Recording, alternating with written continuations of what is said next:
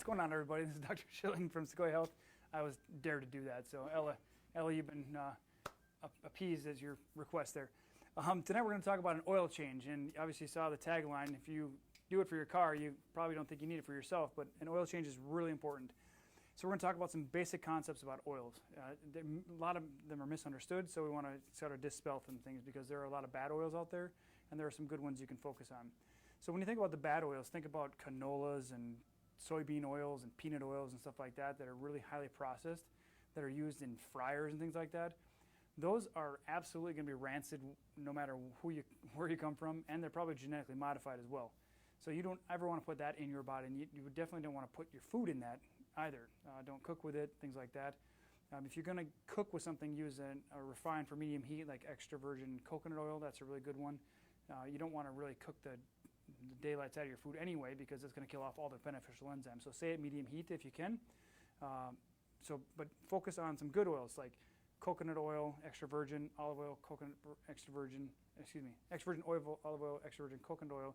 Plus you can get avocado oils, but make sure you're getting non-GMO. Make sure that they are high quality. Make sure they're in dark glass if you're going to buy them.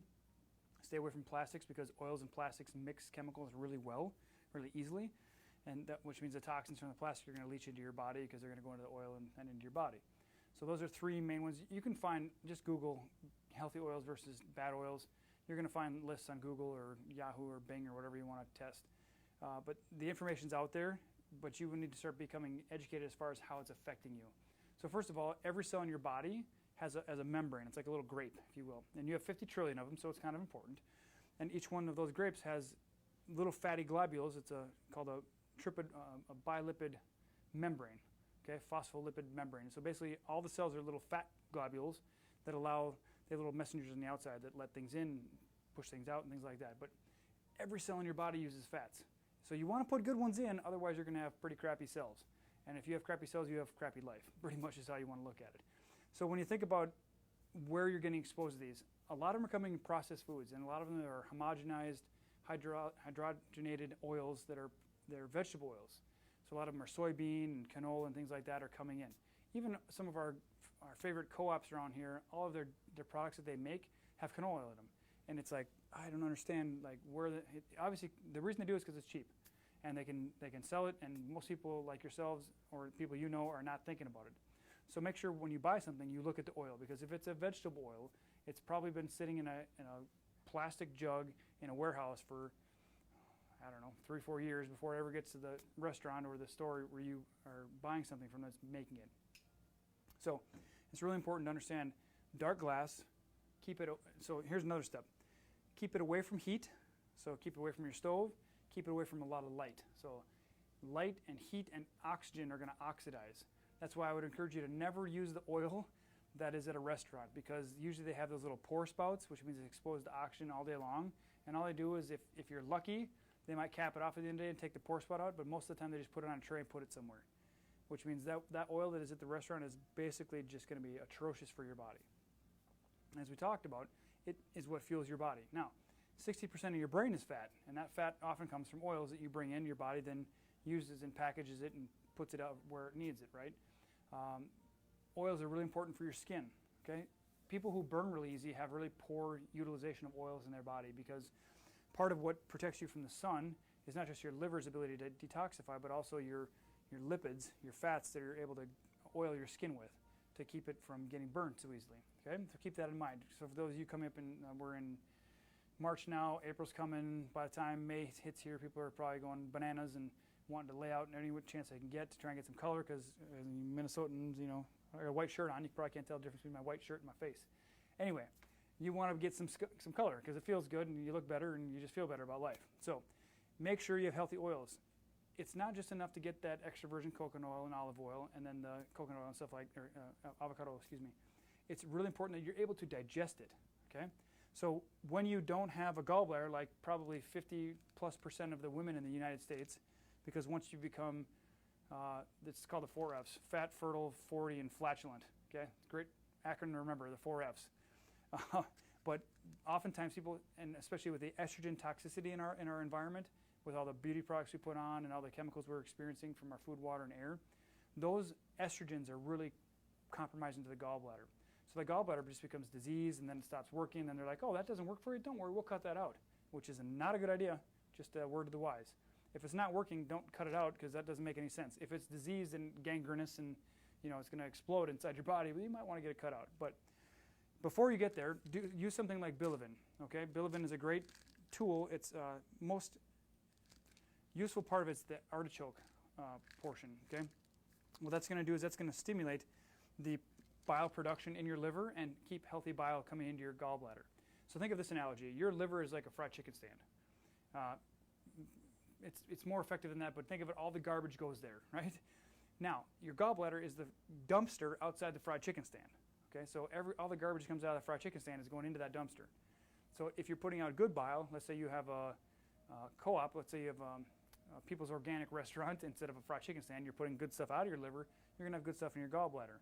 But if you're putting crappy oils in your body, and then you're putting that in your digestive system, and it breaks it down, your body's trying to create bile acids from those things, you're going to have some serious problems, because that fried chicken stand is going to be like the worst KFC or Carl's Jr. or whatever you can think of that's dumping garbage out, and your gallbladder is picking that up. Now, why is your gallbladder important? Because your gallbladder is what stores and concentrates the bile acids to break down the fat in your food and in the oils you take in.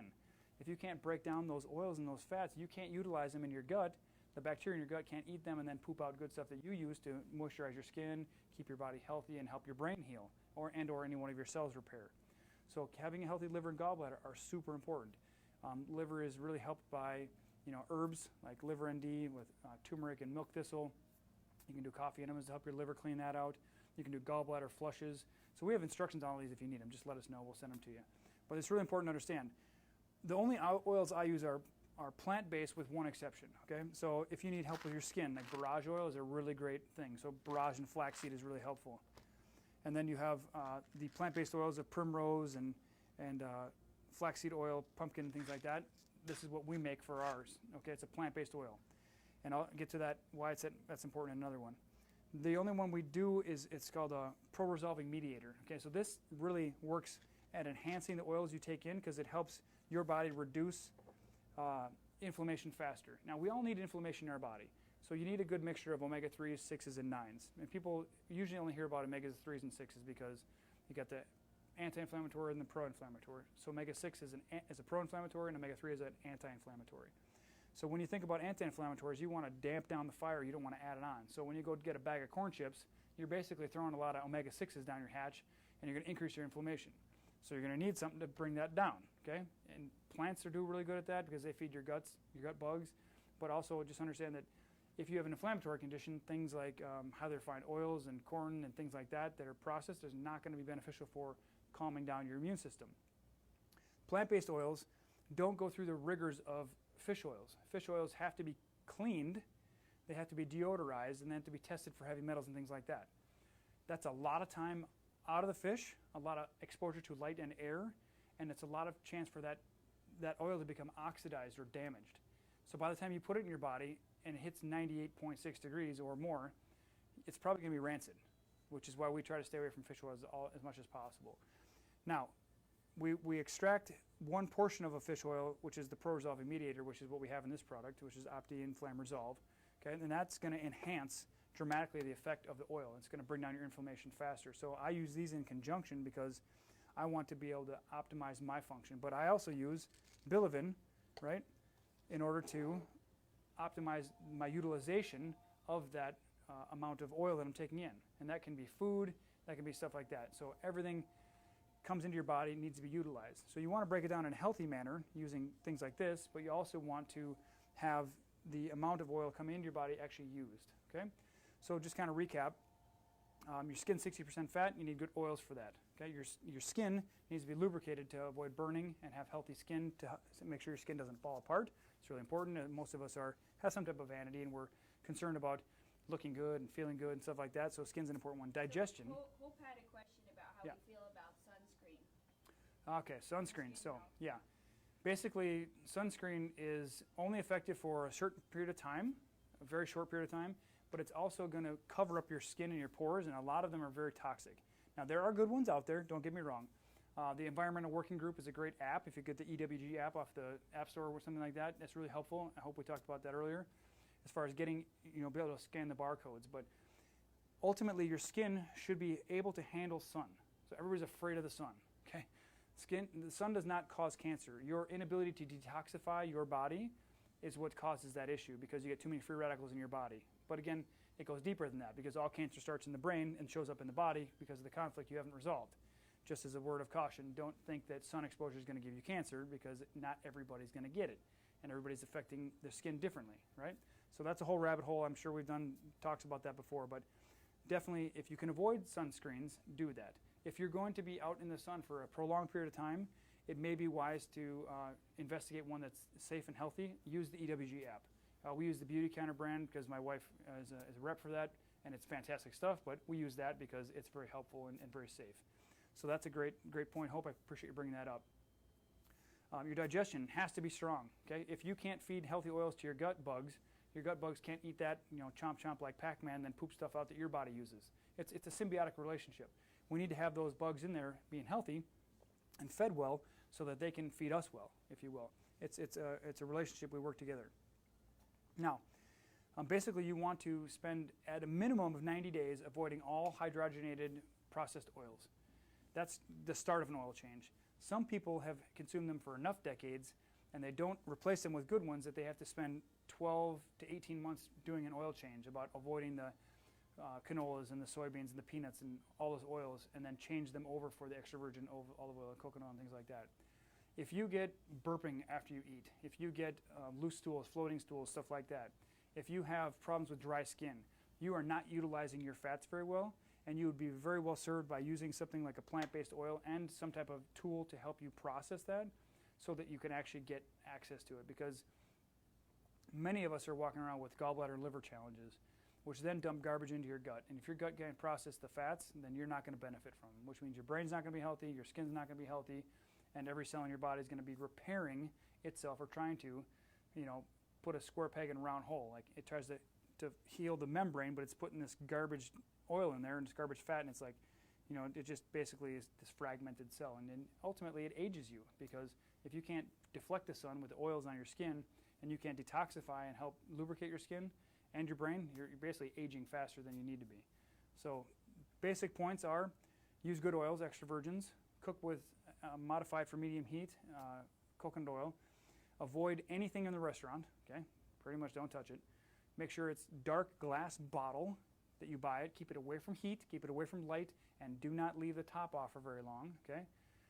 Some people say refrigerating helps. Certainly will delay the rancidification, if you will. I'm sure there's differing opinions on that, but that's one tool you could use. But keeping that in mind.